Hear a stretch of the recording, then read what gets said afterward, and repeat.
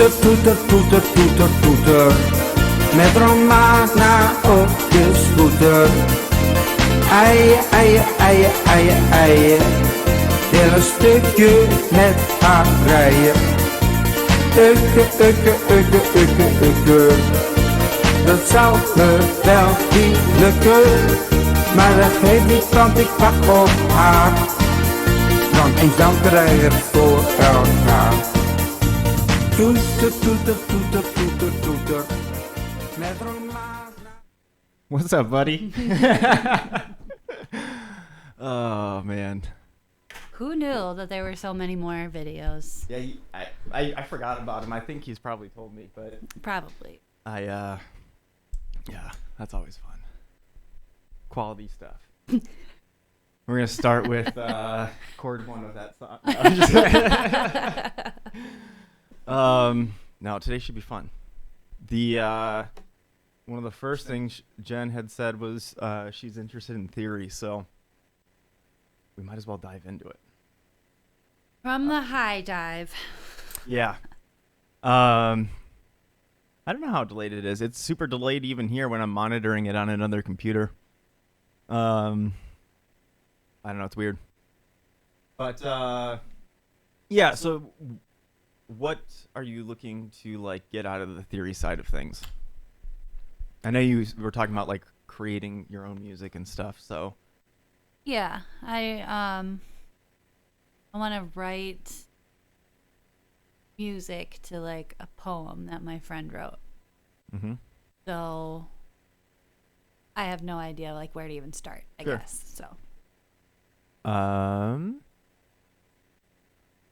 Oh yeah, that's super delayed then. If I just responded to that, that's kind of weird. But yeah, so yeah, the theory thing. What was I guess it's good to point out right away that there are times when you want to do a real deep understanding and like analysis of things, and then there are times when you just want to be surface level. Okay, because like a lot of times people do too much work for the situation.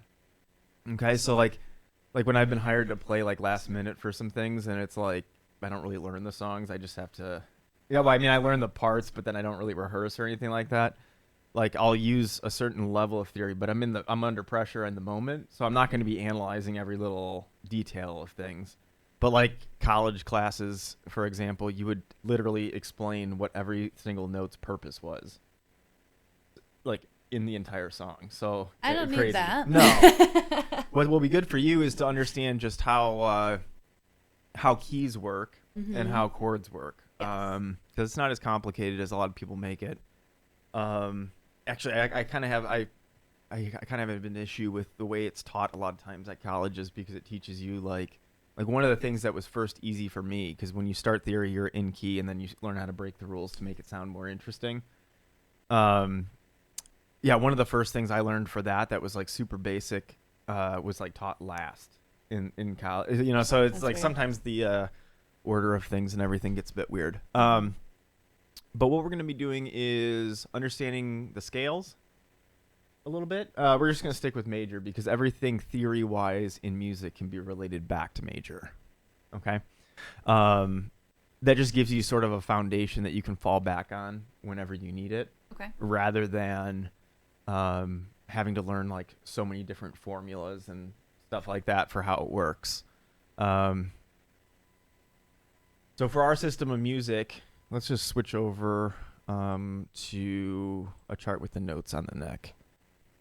So let's just take a look at this. So you have one over there too, whatever's easier to look at. But when you have, we have 12 notes in our music system, okay? And you're not using all 12 all the time. So if you were doing all 12, right, that's like the chromatic scale. It's every single note. Which sounds even weirder with the delay. But yeah, so you're literally right doing that sort of thing. So when you're playing in a key, you're gonna have 7 notes.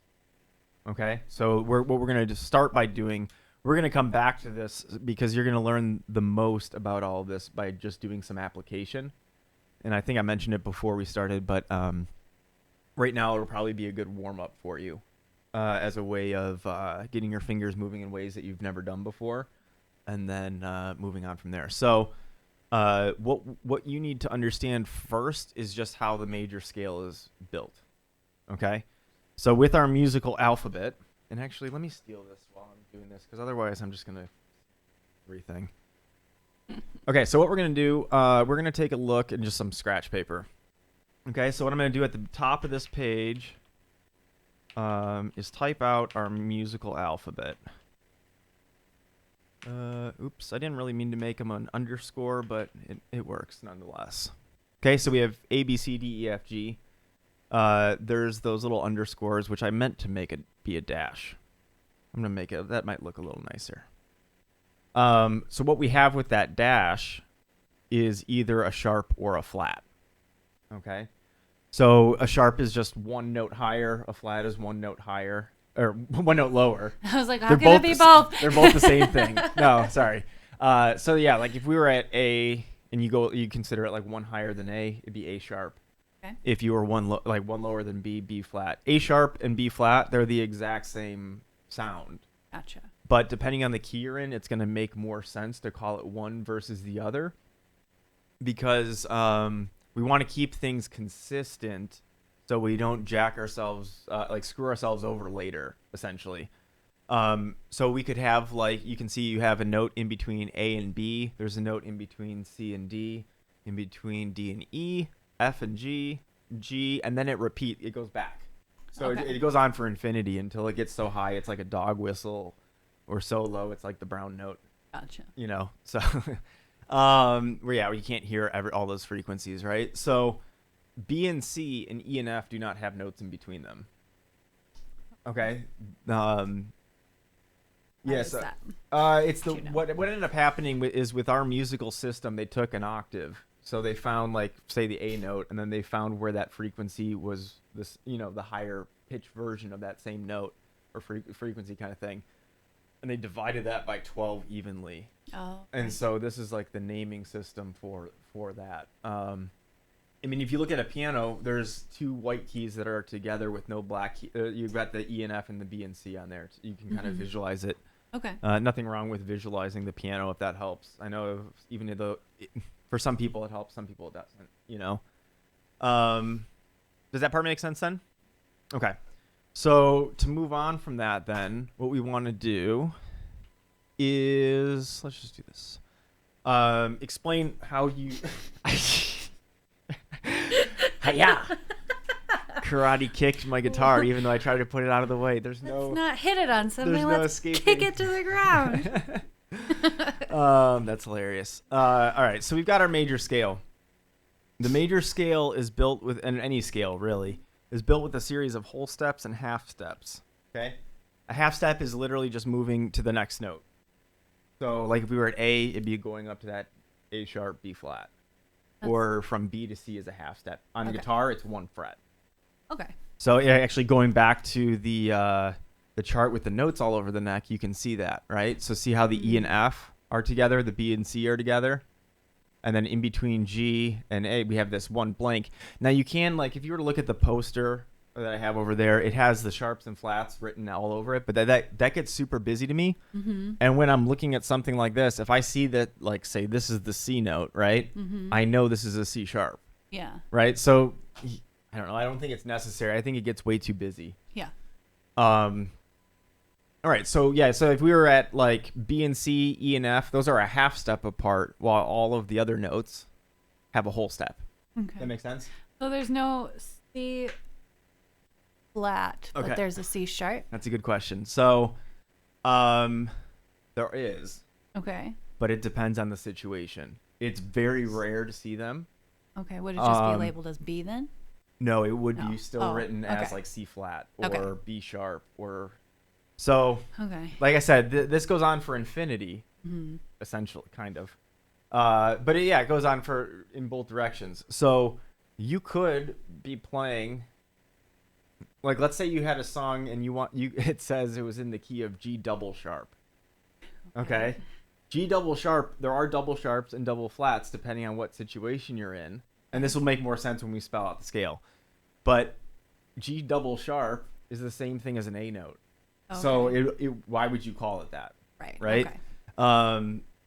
There's weird experimental stuff that does that. But it is a possibility. But it depends on your key, and it's, like I said, it's super rare. Okay. Okay, so the major scale is built with the whole step, half step. Oops. Whole, half. Okay. That is the formula for every single major scale. Oh. And that major scale builds your major keys, which is essentially you can think of as your happier sounding songs. Okay. There is another formula for the minor scale, but we don't need to worry about that one right now. We're just going to be focusing on the major. Again, because everything can be related back to it. Even the minor scale can be related back to major. Okay. Okay. So, like, let's just do an example of this. Okay. So using that little, the musical alphabet on the top of that, right? The A, B, C, D, E, F, G thing. What note do you want to start on? I'd say choose something that's not super crazy. So maybe like we could do C, G, F, D. Sure. Which one? D. D. Okay. You and the D. You always bring it back to that. Not as tired as I was last week, so I'm not laughing as much. That's funny. So, if we are at... What's up, Ken? That's hilarious. It's hilarious. I don't know if you caught the other ones before, but those were funny too. Okay, so we're at the D note. That's our starting point. Okay, so what these whole steps and half steps are what are happening in between, or what's getting us to the next note. Okay, so if we're at this D note and we need to go up a whole step, the half step would be this note in between, right? The whole step gets us to the E, right? Yeah. So if we're at E and we need to go up a whole step, F sharp. Okay. Okay, so you see, and here's the important thing when you are spelling this out, and this kind of goes along with what you were just talking about. You have to have one of every type of note in your key. Okay? So you need some kind of A. It doesn't matter if it's a natural, sharp, flat, double flat, whatever. You need some kind of A to properly spell out your key. Okay? Like, for example, that F sharp could be called what else? What's like the fancy word is enharmonic, but if it's G flat, right? If we were to spell that as G flat, we do not have an F note in our key. Okay. And it's going to jack you up. Okay? It's not possible. Like, it is not possible to properly think about things if you don't have one of every. Like, you need one C, one D, one E, one F, one G, and one A. It's just different combinations of that. Gotcha. Okay, so that's why we would call that the F sharp. Okay. The other. What'd you say? It's kind of confusing. But we're gonna do a few examples of this. I think it'll start to make more sense. The other thing that a lot of people don't really, I guess, acknowledge all the time is when you're playing in the keys that we're talking about right now. There's always exceptions in music, but like in a major key or a minor key, you either have all sharps or all flats. So once you figure out, okay, it has to be an F sharp, because if I called it a G, I wouldn't have an F note, you know. Well, no matter what, wouldn't it sound fine? Yes, but we're talking about the theory of it and analyzing and reading it. It wouldn't. It would make a lot less sense. It's still like it basically, if you're thinking of it as something else, you're like doubling the amount of work you're going to have to do to really think about it properly. Okay. So, okay, so when we have this, you got the D, E, F sharp. Okay, so that was the first two whole steps, right? Right. So now we need a half step from that F sharp. Wait. So because we're at F sharp right now, right? So we are right in the middle there, and we need to go up a half step. Wouldn't that F sharp be the half step or no? F sharp is the note we're on. So you need to go a half step from there to the next note. Okay, so like if we start over at the beginning, we started on the D note, right? Yeah. So if we're going, like, do you want to visualize it with the fretboard? are you starting? Okay, so you say you're in D, and then so next, so you don't start with that. So the E is at the beginning of the formula. Is that what you're saying? You're starting on D, Uh-huh. and then you make a whole step to get to E. Right. You make a whole step to get to F sharp. Then you need to take a half step from F sharp to get to your next note. So if we're looking at this let's look at it on the fretboard. Maybe that'll help you visualize it a little bit. Okay. Let's just say we started on this D note right here. Okay. So D, half step. We needed a whole step, right? So that's why we were on the E note. Okay. We need another whole step. That's why we're on F sharp. Gotcha. Now we need to go. Now we need in the formula. The next thing is a half step. Then we get to G. Okay. Then we need a whole step. Gets us to A.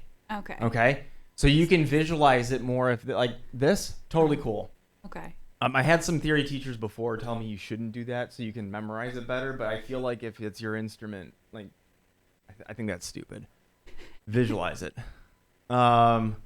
Okay, so if we were going back to this then, right? So this, again, these are what are happening in between every set of notes, okay?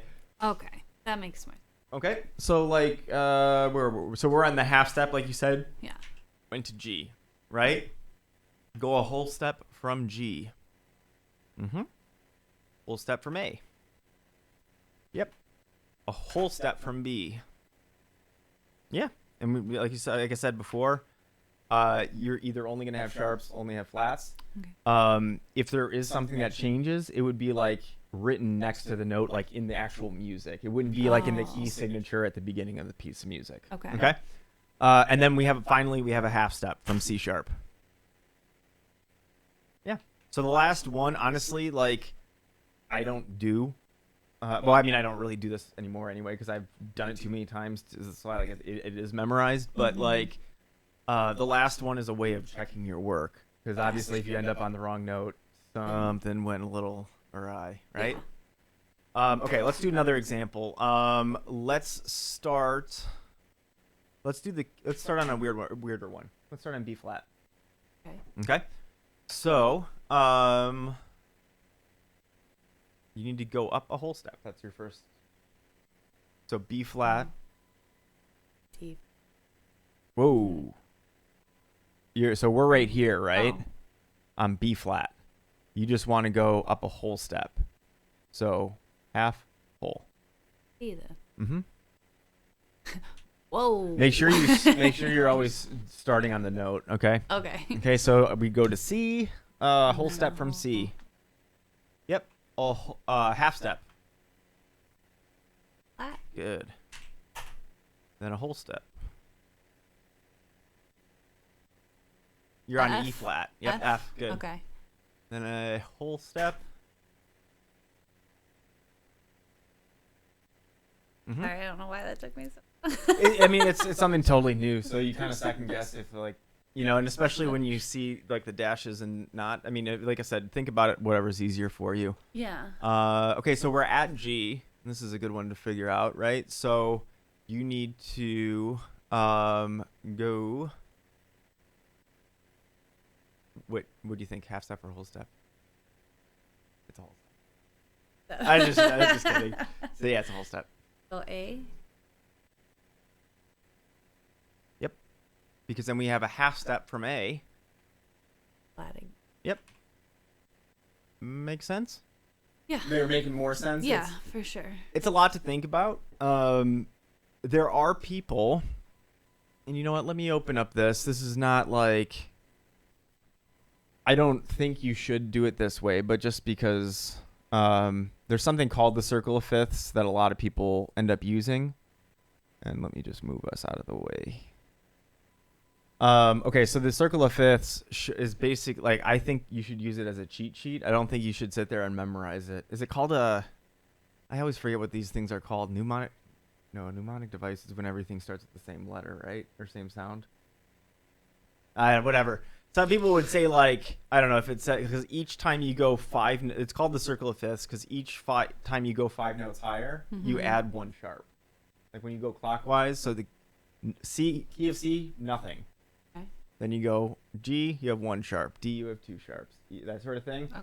So people will make up those little things where it'll be like for C, G, D, A, let's say, I don't know, cats go, cats goddamn assholes, we'll say. I don't know. You can make up whatever you want, but that's like, that's the first thing that I could think of, you know? You can make up whatever you want, but some people do that. I don't know. That's kind of true. No offense to you cat owners. But then like this is what you would like. So we did the key of D, right? And we had a C sharp and an F sharp. So you can see, you could just look here. Now the key of D and the key of B minor, those are what are called relative keys. The exact same thing. It's just what you're kind of starting on, I guess, is the easiest way of thinking about it. Okay.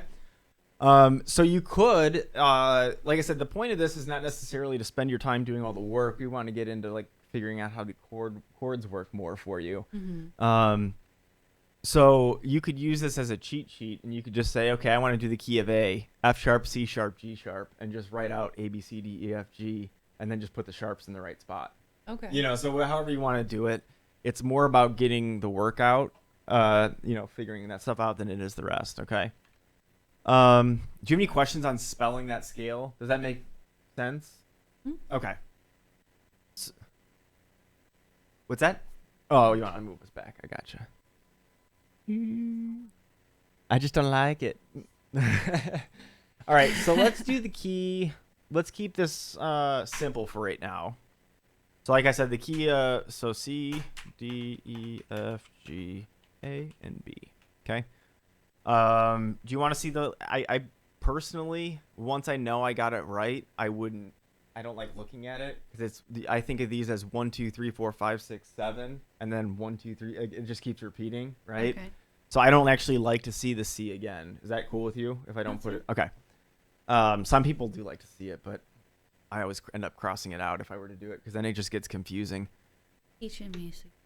Okay, so we need to talk about the foundational chords, like the ones that you're going to play a lot of. And I mean, right now you are playing other chords where like you have a seventh chord, right? Mm-hmm. Or you have C add 9 or something like that, right? What we're talking about are what are called triads, and triads are just 3-note chords that are built with the first note, the third note, and the fifth note. Okay, so what you would do, there's let me just write these real quick so people can see them, and you can too, I guess. Triads. You've got major, you have minor, you have one called diminished, and you've got one called augmented. Okay. Obviously major and minor, you've seen a ton of, right? These other ones are not nearly as common. Well, it depends on what style you're playing. Augmented is probably the least common out of all the ones that you're seeing right now. It happens a lot in like Debussy and like other kinds of maybe like romantic kind of era classical stuff. Diminished happens, but you won't see that for now. Just so you know, because that only happens in like an alteration to the key, which we'll talk about later. Major, minor, and diminished happen in your keys. The major keys or minor keys. Okay, so like I said, triads are what are 3-note chords, but they have to be built with the first note, the third note, and the fifth note. Okay. So if we're talking about the key of C, and we want to do the major chord. So the first is C, right? What is the third? Yep, there you go. So the notes of a C major chord, so what we did there is we figured out the C major scale and then took the first, third, and fifth.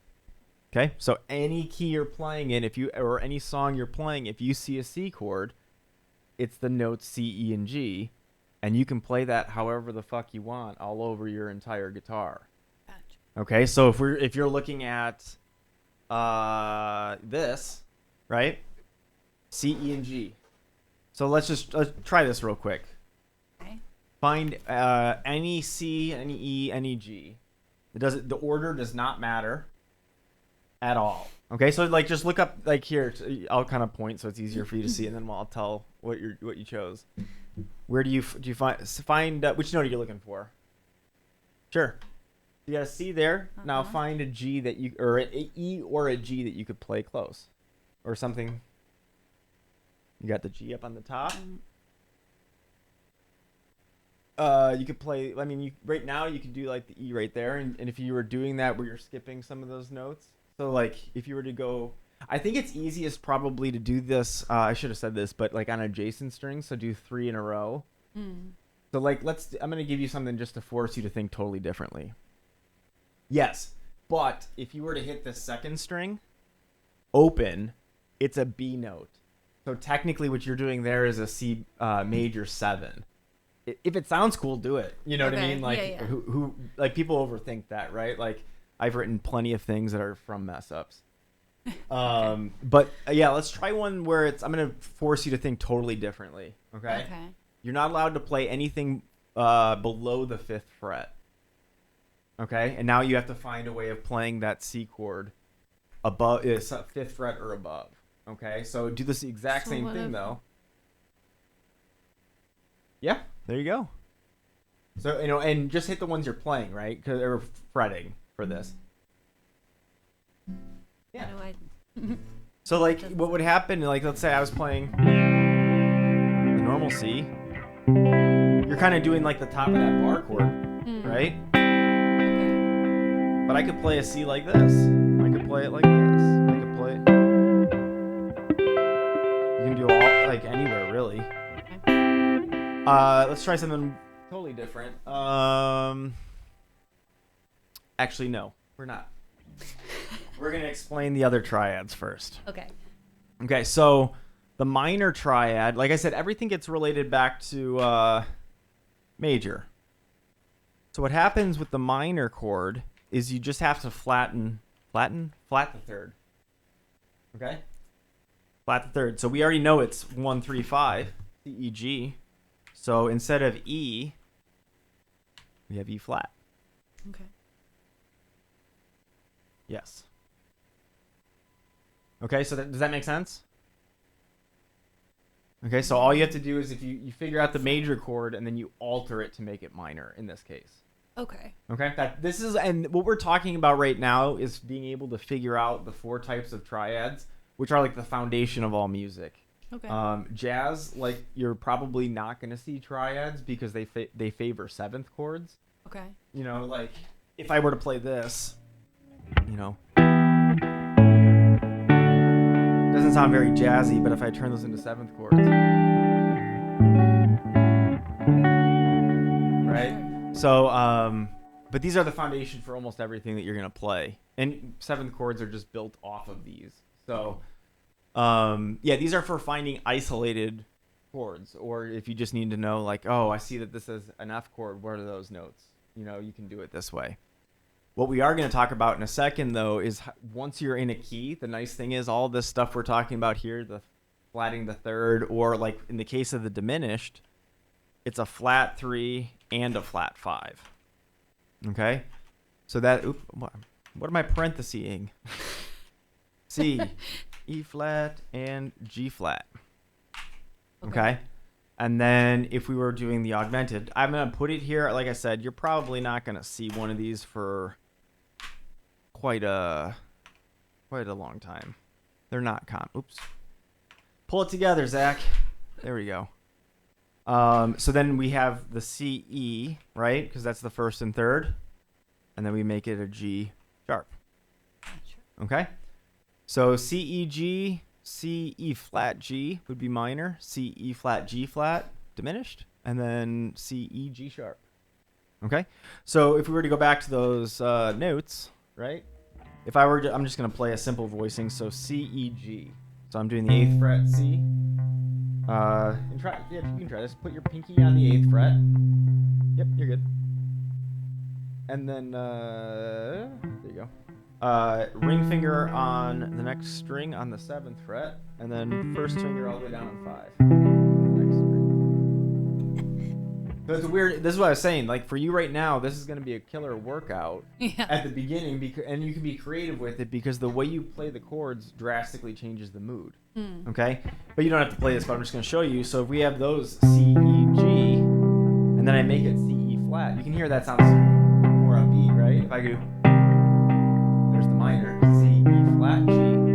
Here's the diminished. And then here's the augmented. So you see the diminished and the augmented are pretty tense, right? So that's one of the reasons this doesn't happen very commonly. But that diminished does. So if I were going up in key and I went like, so sorry, 5, 6,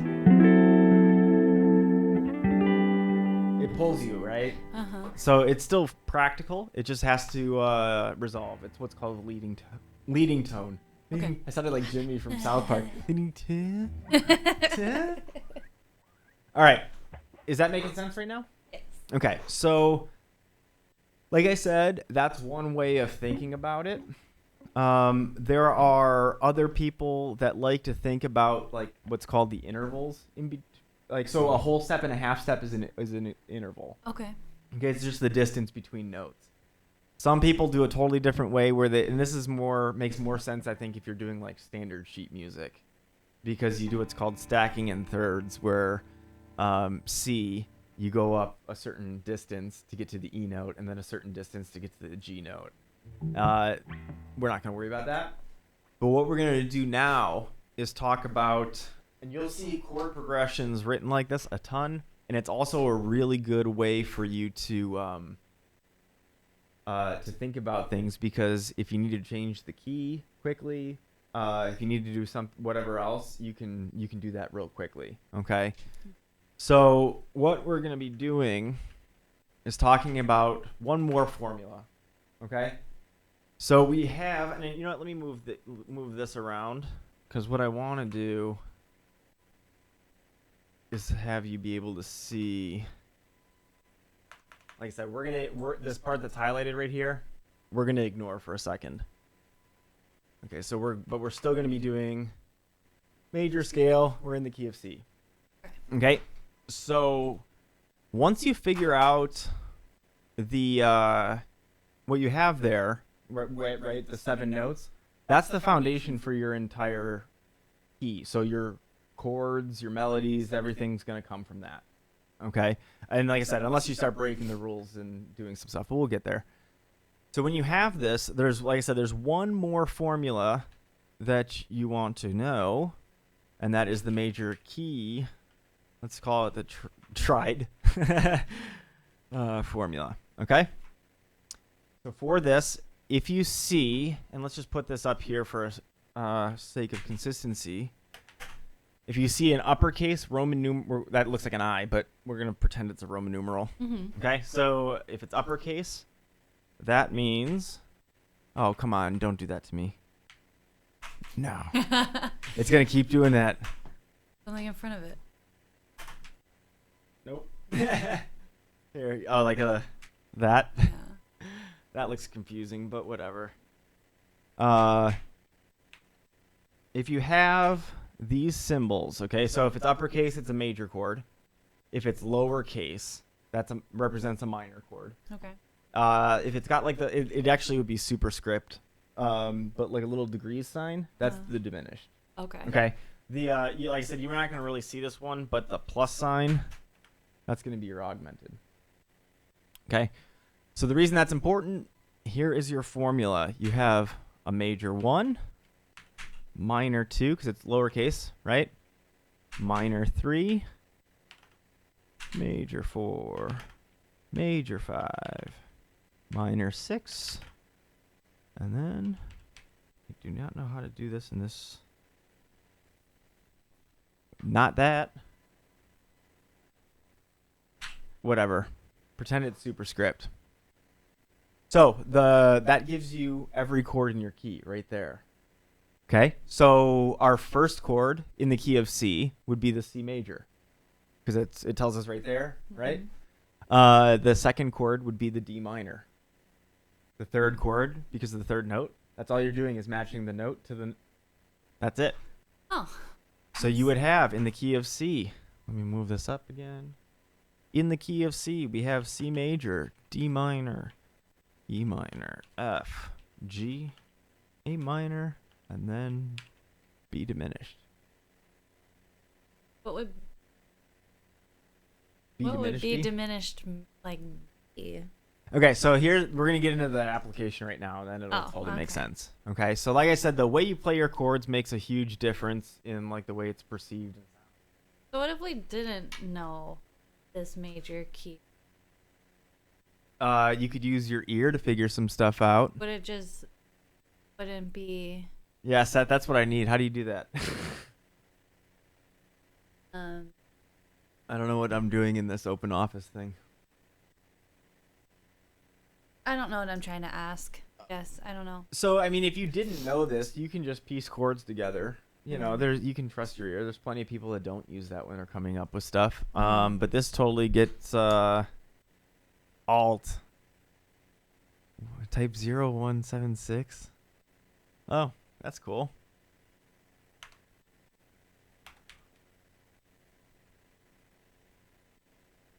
Hey, look at there. Wow. Thanks, Seth. The man. Okay, so yeah, I mean, if you didn't know this, you can totally piece things together. Just, I mean, if it sounds good, who cares, right? Like if you were playing this and you played like an E flat chord, that could still sound cool. Yeah, but okay, so basically, like the minors and the majors, it just gives it like Like, why are they different? Is that what you're asking? So I guess we should to give you.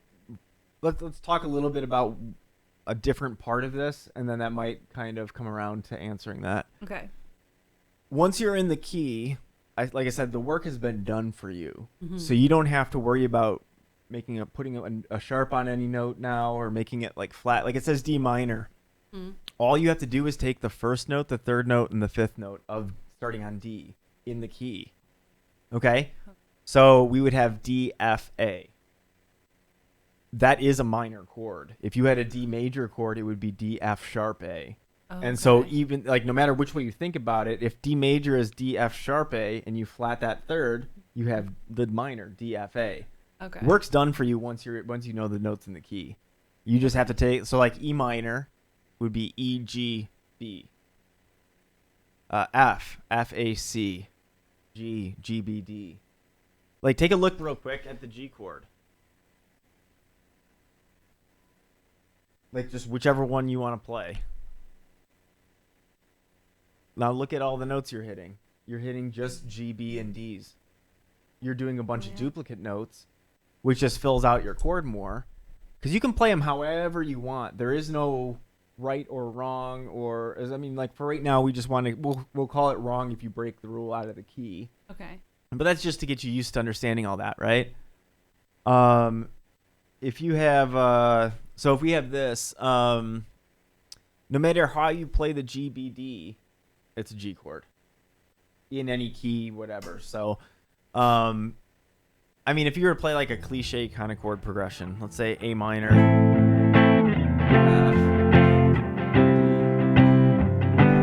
right? You can predict that, but I could play that and then the other one. I do. So if you're trying to write something for that poem, I mean, I don't know the mood of it, or whatever, but you would want to maybe find one way of playing the chord that you like that matches your mood. And once you find that,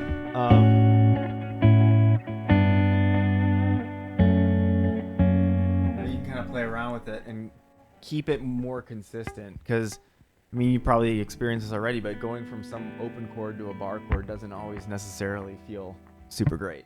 Right. Okay, so what you want to do, like I said, so like the A minor chord in this, what would that be? I'm sorry. So what would the first, third, and fifth of the A minor chord be? Because we know it's an A minor chord because of the Roman numerals, right? The work's been done. That's our formula. So all you have to do is take A is 1, and then 1, 3, and 5. That's right? it. Okay. The work's been done for you, so don't worry about it. So what's the 3? It just keeps repeating. Oh, C. Yep. Okay. Is that number 1 today? That's only number 1 All today. right. Wait. How far are we 42 in? minutes. 42 minutes already. Or 45 minutes. We started, I guess. I have to keep track of all these Yeah. guys. I'm trying to make a compilation. Yeah. Okay, so then the fifth one would be E minor. Just E. We're not worried. You're counting. You want to use the scale? Oh, that one. Okay. Yeah, use just the regular scale when you're counting the notes, because there's no such thing as a minor note. There's no diminished note. There are diminished chords. There are minor chords. Because it's about the relationship of the notes that gives it that sound. It's not like, I mean, if I play a D note, I could make that major or minor or diminished. But that means that you're adding more notes to it to make the chord, right? It's always just first, third, and fifth. What do you mean by the adding notes? But like you can play the D wherever you put it, but that's just the D note. But in order to make a chord, you have to have other three. Yeah. You have to have three. Okay, Yeah. okay. I mean, you can like if you're playing a power chord, you'll see these in a lot of rock music, especially and stuff. But it's just the first and fifth. Okay. And then they don't sound because, like we saw before, the third is what makes it different most of the time. So if you just have, I can play that, anywhere. Yeah. Yeah. So what we do is like for the B diminished, B is your first, so then D would be your third, and F would be your fifth. Okay. So there's very little difference between most of these chords. If we were to compare a C chord, which we said was C, E, G, and then the E minor, which would be what? So what's the first, third, and fifth of the E minor? Yeah, there's only one note different. C chord, C, E, G, we have the E and the G in both chords, right? So if we have C, E, G, and we need to change it to E, G, B, the only thing that changes is that starting over, the C note becomes the B note. Gotcha. Okay, so if we were to switch over to this again, I want you to find a C chord on the first three strings. Any way you want. So any C, E, G combination on strings 1, 2, and 3. So just find. I don't know why this. It takes a while. It's so intimidating. Okay. But just find a C, an E, or a G on the first string. Just find one of the notes, because then you're not looking for all the notes at once. You're looking for So you got a G right there. That's number 2. I found the G first. Okay. Okay. So you have that G. So then maybe you do the C and E up on the 5th fret. All you do is you find one note, and then you find the ones that are close to that. Okay. So if you had we're only using these 3 strings. Oh, right. So you have your first finger here, and then put like your ring finger and your pinky on the 5th fret of the 2nd and 3rd string. Yep. So see how you found the one note, and then you found the ones that are close to that. Yeah. But that's one way of playing it. Okay. Right? Yeah. So here, our C note is the low one, right? If I want to make this an E minor, all I have to do is change that C to a B. So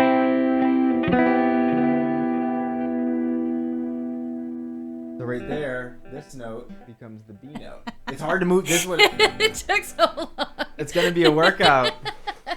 Like I can't lift my ring finger. Right. Yeah, it's going to be a workout for you because like you gain a lot of finger independence from this. Okay. And plus all the application of this, because like that could be really, if I'm playing back and forth, you can have like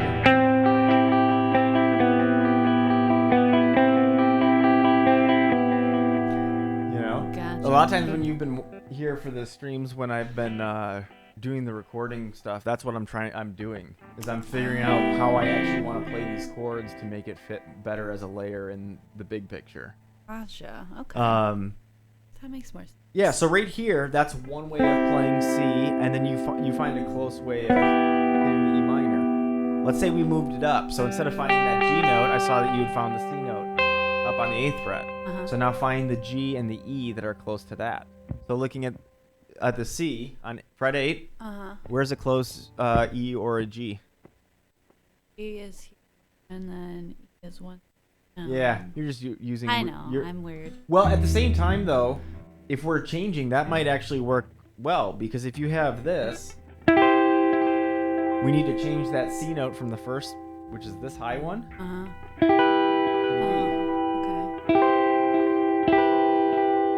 If I were to move this up and do the C like this, it'll just be. Okay. And then when we go up here, it's back like the start. Interesting. So there's two words I didn't even bring up yet, but just to bring them up.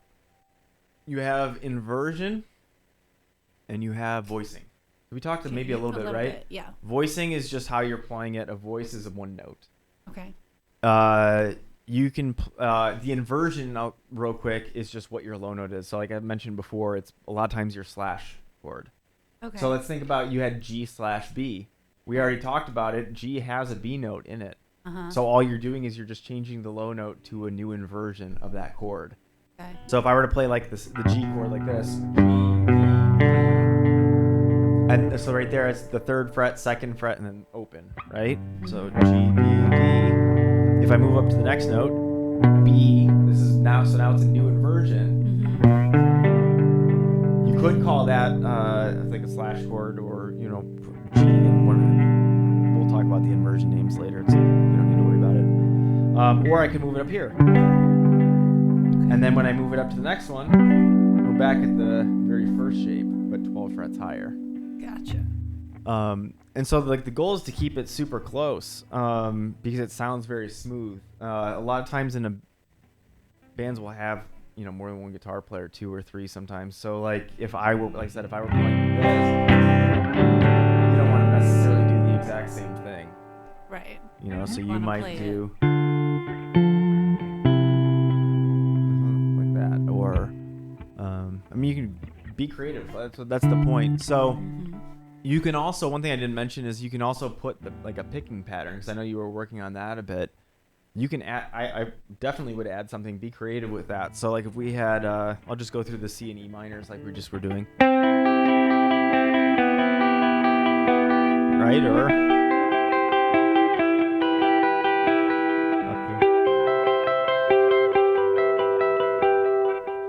Okay, so I know that when you're picking, you want to start on the low note, right? Sorry, I had to get that out. That That's was Edward fine. Scissorhands. Yeah. So how do I know? I guess what is low? Just the way it sounds, or so picking pattern wise, when you're playing around with these, like the low note thing, I would say is more for like your open chords. oh, okay. But when you're picking, you don't have there's no real rule. Like I could be playing like right here. I think it is common to start on the lowest pitch note. So in this case, that's lower than or that, right? So, but it's not going to sound necessarily bad if I have, And I guess when you're playing like this, you're just playing the strings that you're pressing down. You're not yeah. Ooh, don't do that one. I fixed it.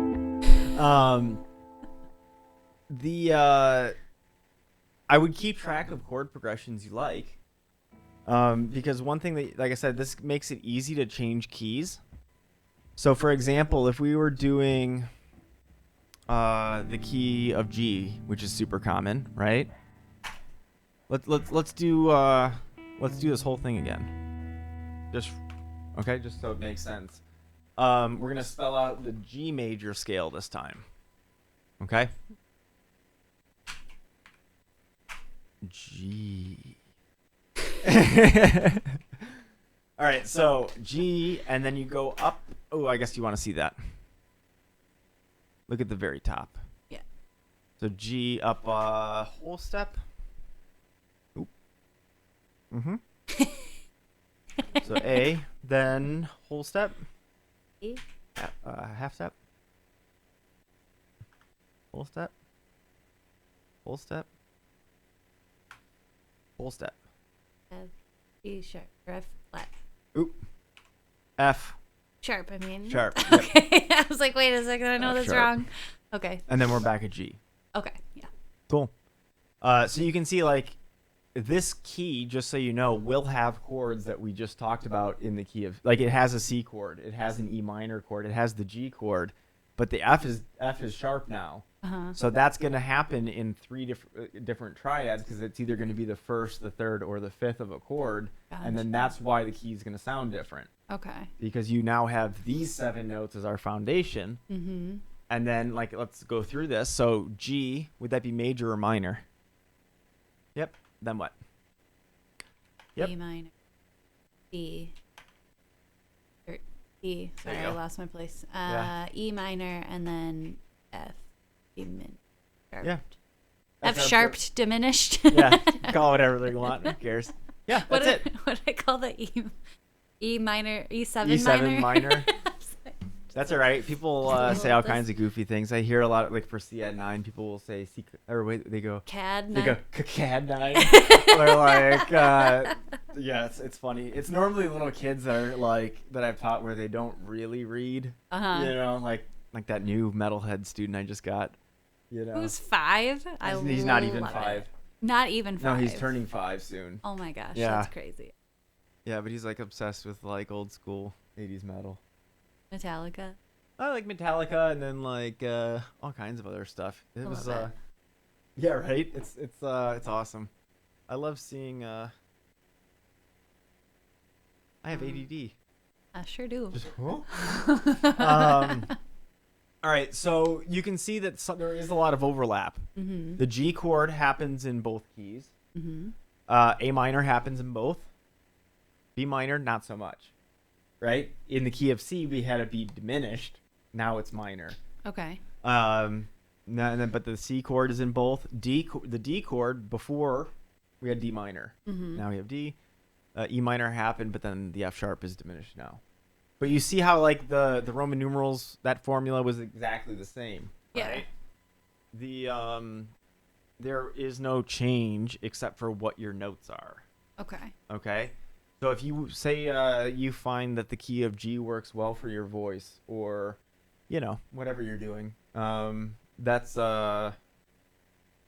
know, you can kind of focus around those things. The one thing I should mention too is with the capo. So when you clamp one of these on, you're essentially just changing the key. Okay. What this is doing is becoming like the nut, right? It lets you kind of move it around. So play a G chord. Your low note is a G, right? Let's say for whatever reason your voice was like, you know what? I really need to sing this in the key of B flat. And you need to do it right now. Okay? So let's just say pretend it was like a G, C, D, you know, normal sort of thing. Where is the B flat? So like your low note is a G. This is the fastest way people do this. Where is the B flat on string 6? B is on 7. Oh. B flat. I So don't know. flat is yeah. So if you're on the So- 7th fret, one step would be 6. Oh, right. Yeah, so it's just that. I was going the wrong way. Okay. Yeah. So you'd be on 6. So move your G chord shape, and see how you have like one fret and then the nut. I should move this. So you've got the one fret and the nut. Now move your finger to the 6th fret. So one fret and the nut, and then you could play it right there in the key of B flat. Gotcha. If you wanted to do it in the key of A, put it right there, because then you're that note right there. Okay. So if that's how the capo kind of lets you change things more, or like change it quickly. Right. But once you get the hang of this, unless you really want like those open strum kind of that sort of sound, I never would. I don't use one. Yeah. I always just I either do the capo with my finger, or yeah. It's because you're fancy. I don't know about that. Although I will say I did do a pretty cool bar chord where it was across 2 different frets for my first solo album. I couldn't really figure out how to play it, and then I'm just like, well, screw it. So it was like that. So I could hit this note and that note. Gotcha. So going, what was it? I need it.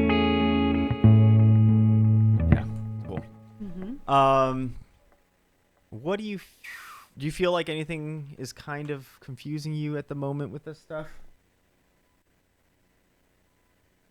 Not really. A lot to think about, like as I'm going through. But like it's easy to figure it out. Yeah. It's just a lot of like. So here, honestly, what I would do. Some people work better to change like the key every day. Some people like to kind of sit in a certain key for a while and just get used to it. Mm-hmm. But like, I mean, this is one thing I was gonna say. If you had like, let's say, a chord progression where you went 1 to 3, so in this case it would be G to B minor, right? Uh-huh. If we did 1 to 3 in C, it's gonna have the same sort of. It's gonna just be the same song or progression in a new key too. So if I went like G to that B minor, that's the same thing as going C to the third of that. Okay. Right. Or if I was at D minor, 1, 3. Okay. So you see what I mean? So you can change the key pretty easily if you think like this. Right. But do the work first and then just be creative. So write out the scale, put the Roman numerals if you need. Probably is a good habit just to do it at first, but then you only really have to write out what helps you. You could write what your chords are. One thing that I do a lot of that I didn't do with this is I will write the chord and then I'll write the first on the first, third, fifth kind of stacked on top of each other for the whole progression. So then it would be like G, G, B, D, B minor, B, D, F sharp. And then you can actually like visually see what notes are in common. So you only have to move, as little as possible. Right? So it's a lot to work on, but it opens up the doors to a lot of stuff because then you can just understand how it works more. I mean, at the very least, too, if you get familiar with it, like now when you're looking at chords, like if you see a G chord as your starting chord, it's probably in the key of G. And then then you don't have to think about all 12 notes. You can just think of 7 and then only think of these are my few chords that I will end up using and stuff like that. So be cool. Like I said, for you, and if anyone else is like kind of getting going with this, probably use it as like a warm up. You don't need to spend unless you're like really, going for it and love it. But you can totally just find different ways of playing the same things, and give yourself restrictions to make you think differently. So, like I said, a good starting point tends to be 3 strings in a row. Just like whether you're doing 1, 2, 3, 2, 3, whatever, that sort of thing. It gets to be a much better exercise, but much more difficult to do different combinations. So doing only the 6th string, the 3rd string, and the 2nd string. Or only, let's say, like here's a C chord, only using 6, 4, and 3.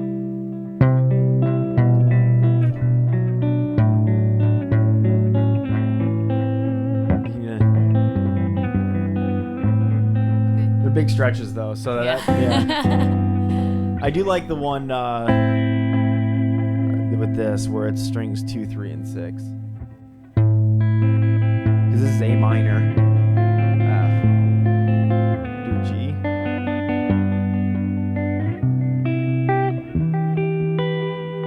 yeah, cool, yeah, that's fun. No questions before we go? No. Never have any questions right now. That makes sense. If you come across, I mean, it's easier for you, but anyone that has questions, write them down. You print me that page. Nope. You're out of luck. No, I'll definitely do it. Yeah, so I think knowing you, I would probably do like 1 key for the day. Mm-hmm. But just pick some keys that are pretty, that you've seen around. So, or ones that match your voice well. So. Awesome. Hey. Thanks, guys. Fun. Yeah, that's going to get you going in that creative direction that you want to take. At some point, we'll end up doing some stuff with like the recording side. I can show you some stuff because that helps out a ton. So, alrighty. Well, have a great day, guys. everybody. Thanks for coming. We will see you soon.